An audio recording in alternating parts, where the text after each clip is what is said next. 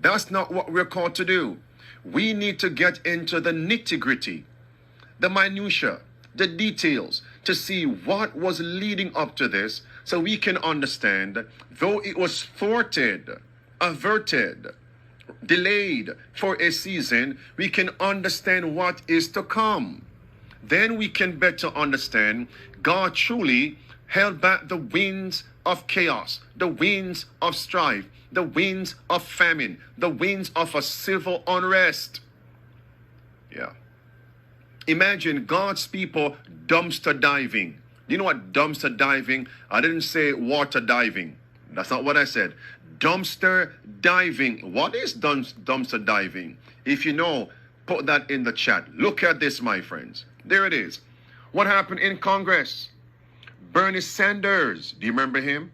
Senator Sanders blocks the bid to avert rail strike in Senate. Why is the question? Why? Why did he block it? Let's read on.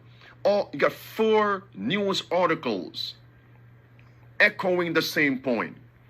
Senator Sanders blocked proposal to force rail unions to accept labor deal. Let's move on and let's see. Headline: Sanders blocks proposal to force rail unions to accept the labor deal. Let's read some of this.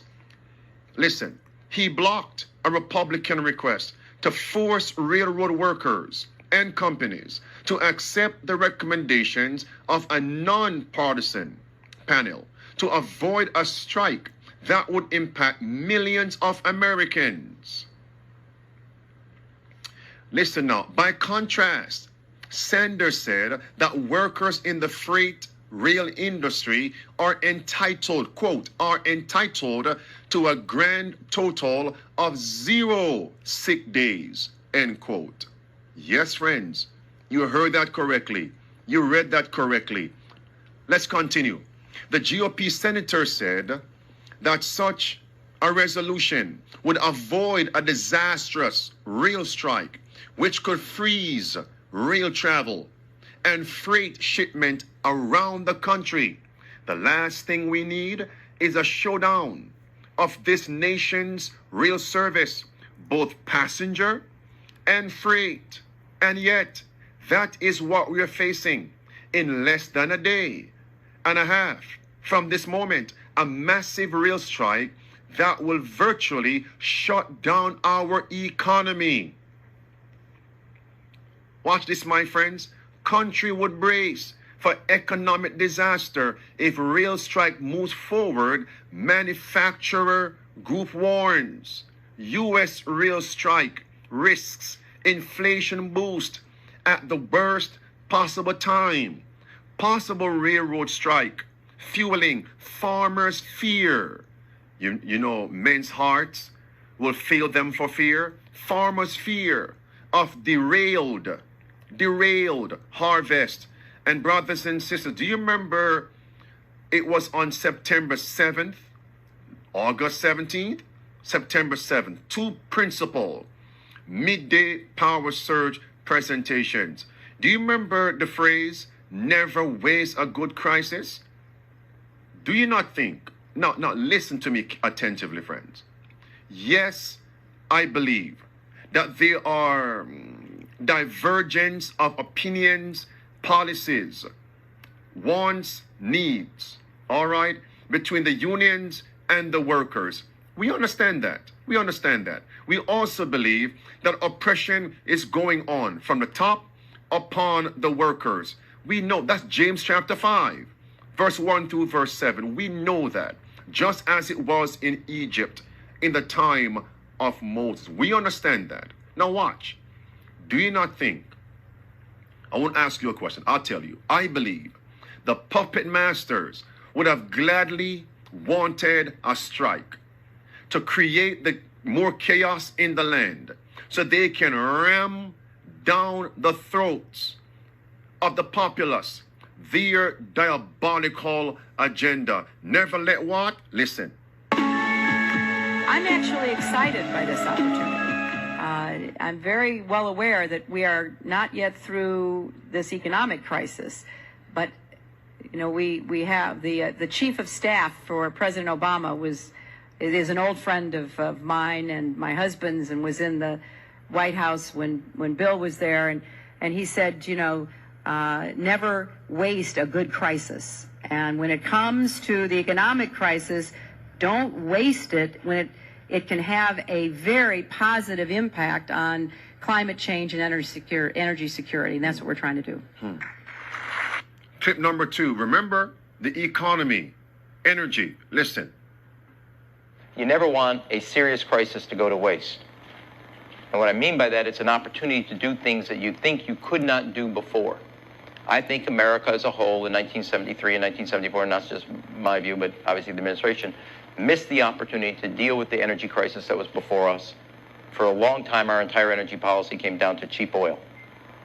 This is an opportunity. What used to be long-term problems, be they in the healthcare area, energy area, education area, fiscal area, tax area, regulatory reform area, things that we had postponed for too long that were long-term are now immediate and must be dealt with. Friends, they're telling you that whenever there are crises, I mean significant, disastrous crises in the land, they will see opportunities to strike. Pun intended. They will see opportunities to strike. Listen, order out of chaos. The doctrine that runs the world. That's it, friends. And that is how they will bring in their new order of the ages. Let me skip past this gentleman here. Past that. Now, friends, watch this. Nevertheless, after seeing what a strike, how it would negatively impact America, then the world, what did Senator Bernie Sanders say? It doesn't matter. I want a strike. Why would he say that? I want a strike. Now, obviously, we can't read his mind. We're not mind readers. Okay?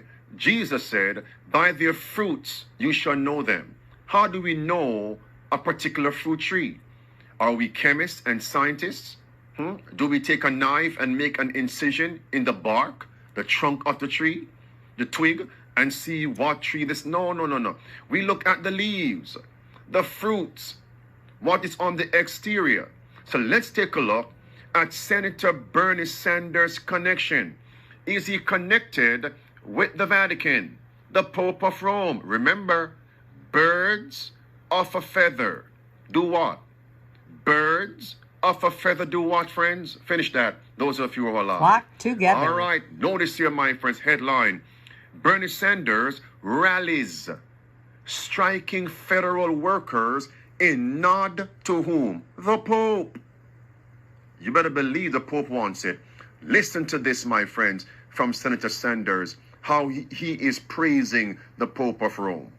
Very excited to have received an invitation from the Vatican to participate in a major conference dealing with how we can inject morality into the world's economy.